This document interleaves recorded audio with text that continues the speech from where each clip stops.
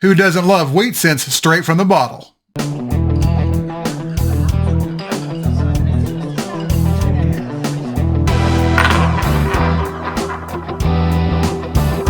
How's it going? This is Brian from Change is Good, and this is episode number 13 of the Jim Beam wheat cent bottles. These are truly unsearched wheat cents from a bar in Joplin, Missouri. I have more information about their history in the video description. After I pour these coins out of the Jim Beam bottles, I roll them up upside down so I couldn't see the dates. Therefore, I have no idea what's in these rolls. I'll be hunting each roll off camera and coming back with a full recap of the roll afterwards. The recaps will include anything from the 1930s and earlier and any varieties or significant mint errors we find. And as a reminder, if you like this type of content, hit that like, share, and subscribe, and now let's get started. Roll number 1, you're up first. Okay, the first roll is done, and it was loaded. Here we have one find from the teens, a 1919 Philadelphia. We had two finds from the 30s, a 1934P, and a trash 1937D. We also had a 1955D with a really nice BIE die chip. Let's check it out under the scope. Up close, you can see a large die chip here between the letters B and E in Liberty. This is known as a BIE die chip because it often resembles the letter I. These are very popular, so I pulled this one out. We also had a couple of repunched mint marks. Let's check them out real quick. On this 1955D, you can see a split here at the top left corner of the mint mark, and extra thickness with a split down here at the bottom left corner. This is one of several different repunched mint marks you can find on the 1955D. This 1958D has a pretty cool repunched mint mark because it was repunched twice. You can see a notch here at the top left corner of the mint mark with an extra D down here at the bottom, with the top of it showing up here in the center of the D.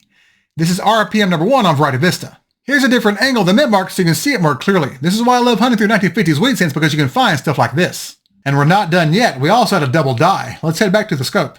On this 1944D, you can see the bottom curl of the 9 is extremely thick, and the 4s look a bit distorted. This is VDDO number 17 on Variety Vista. This is a great find. Roll number 2, now it's your turn. Okay, the second roll had two finds. The first one is a 1941 Philadelphia with a nice wood grain pattern. This is caused by an improper alum mixture in the planchet, giving it this appearance. And the second find is another 1955D with a really nice BIE die chip. As you can see, this is another great example of this error. Now let's see what roll number 3 has for us. Okay, the third roll had three finds. The first one is a 1936 Philadelphia. And the other two finds are repunched mint marks. We'll take a quick look.